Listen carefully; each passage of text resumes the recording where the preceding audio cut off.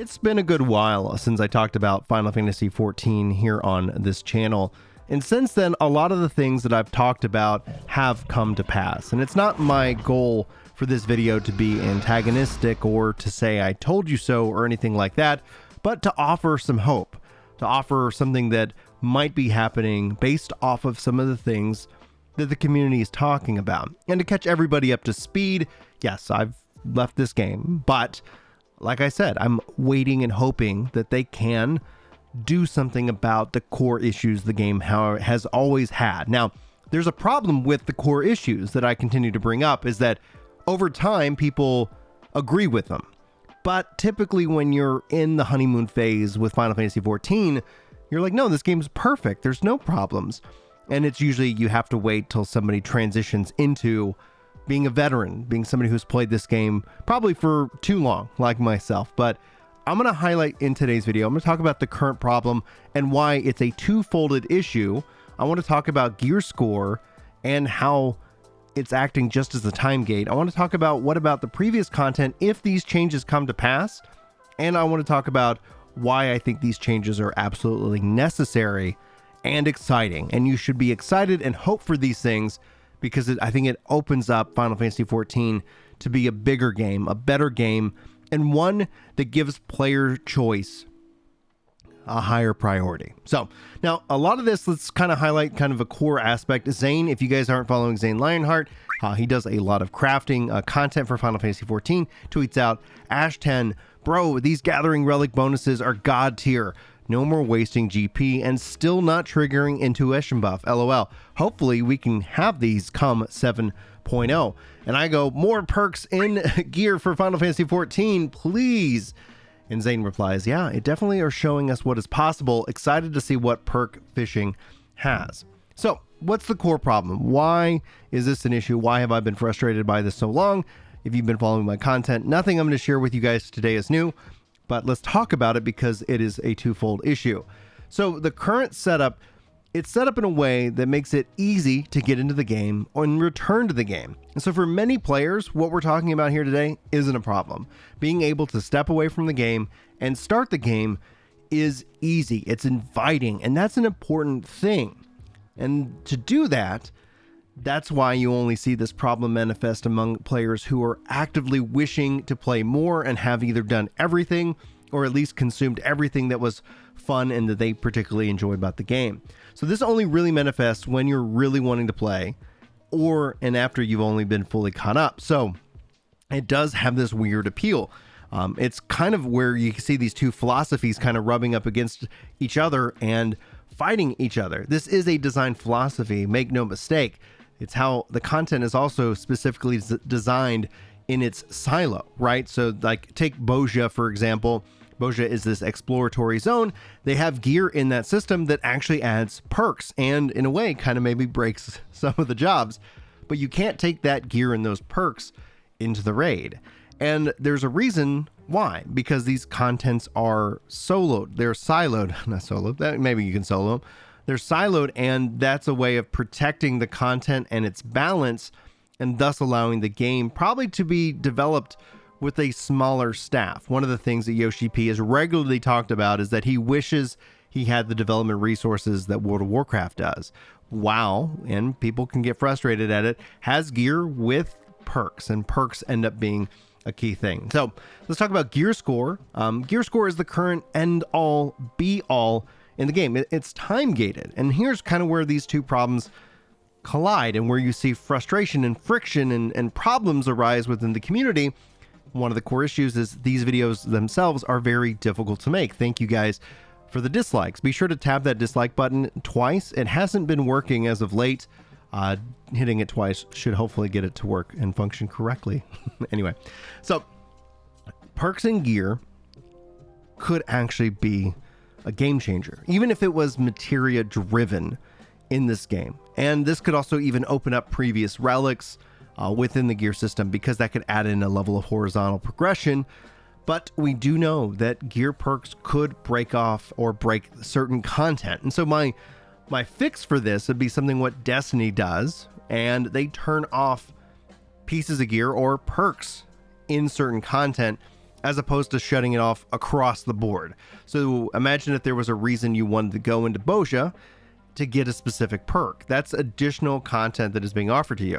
Now, some players might feel stressed out by that. Let's recognize them. Let's understand that level of frustration is that if you feel like you have to go into a certain piece of content that you do not enjoy, then it's not fun. It's not optional. It becomes mandatory.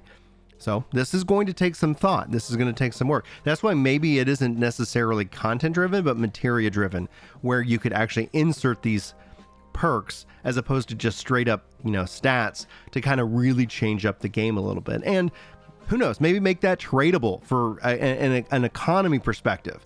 Imagine if you could only get a certain materia to drop from a piece of content and you specifically hate that content, but maybe I like that content and I get those extra materials. I could put those up on the market and you could do something that you enjoy, and thus as a MMO multiplayer game, there's a synergy, there's an asynchronous multiplayer happening. But beyond that, the problem with gear score and how it's currently set up is that gear score basically is the be all end all. There are some exceptions, but generally speaking, for the vast majority of players, the highest gear score is the best. It's actually then used to try and represent some kind of weird flex. But here's the kicker. Here's the thing that has always been frustrated. I've advocated that crafters should be able to make comparable gear scored, armor, weapons.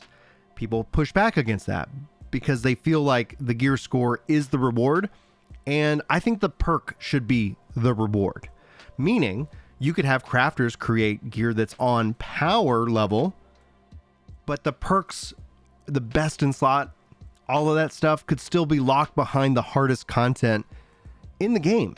So you don't have to necessarily punish somebody who just wants to have the right gear score, but still wants to be able to step into content. And granted, there's no perfect solution here, but we can hopefully agree that opening up crafters and gatherers and having that as an option, and an option for players who maybe don't really care to step into the raid, but would like the power to be able to tackle the dungeons or do, again, separating the content from that siloed approach to be able to go in and challenge different content in different ways with different builds, things that make you unique as a job.